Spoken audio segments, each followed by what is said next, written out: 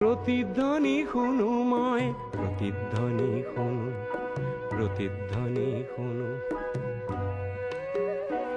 মোৰ গাঁৱৰে সীমাৰে পাহাৰৰ সিপাৰৰ নিশাৰ চিঞৰ তীৰ, প্ৰতিধ্বনি শুনো, প্ৰতিধ্বনি শুনো।